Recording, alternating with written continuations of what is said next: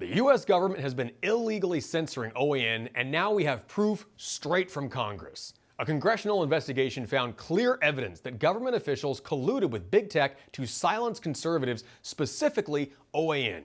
This isn't speculation, it's fact. And then we're going to have to figure out the OANN and Newsmax problem. You know, that these companies have freedom of speech, but I'm not sure we need Verizon, AT&T, Comcast, and such to be bringing them into tens of millions of homes.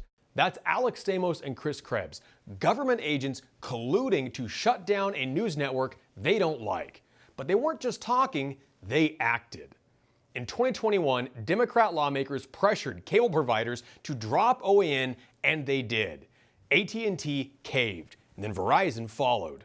You had members of Congress then try to say, oh, you guys, they went after you and other networks to kick you off of all these platforms. Yeah. Because, and it turns out you were telling the truth, for goodness sake. You had it right, the others had it wrong. But the Democrat members of Congress wrote letters to the telecom companies trying to get conservative outlets taken off the air. At the same time, the Biden administration was directly working with big tech to suppress conservative media. Then, 4 U.S. senators, including the corrupt and disgraced Robert Menendez, demanded YouTube start censoring reports on the 2020 election.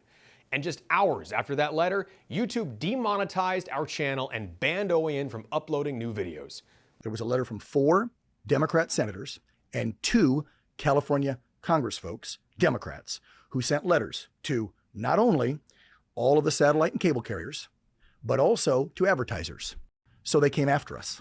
And so they scared away advertisers. They got us kicked off multiple carriers, Frontier, Verizon, DirecTV, everything, because the Democrats sent these letters. So sitting members of Congress tried to get a news channel kicked off the air and bankrupted. Yes. It's against the law to do that. But it doesn't stop there.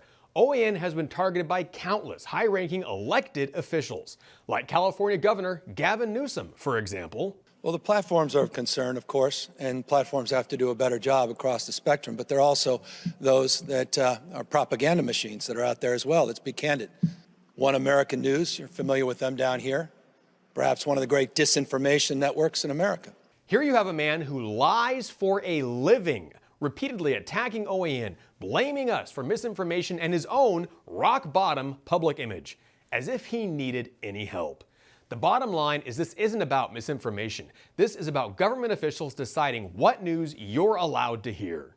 And most people in broadcast media would be horrified by that, and yet that's what was going on for years, particularly under the Biden administration. But even dating back to 9/11, a lot of this stuff has been welling up over time that the government thinks they have the right to police speech. Let's be clear. The U.S. government is violating the First Amendment. Agree with us or not, this should terrify you. The Constitution is under attack. The government is choosing what news you're allowed to hear. And it's time to fight back, because if they can silence us, they can silence you.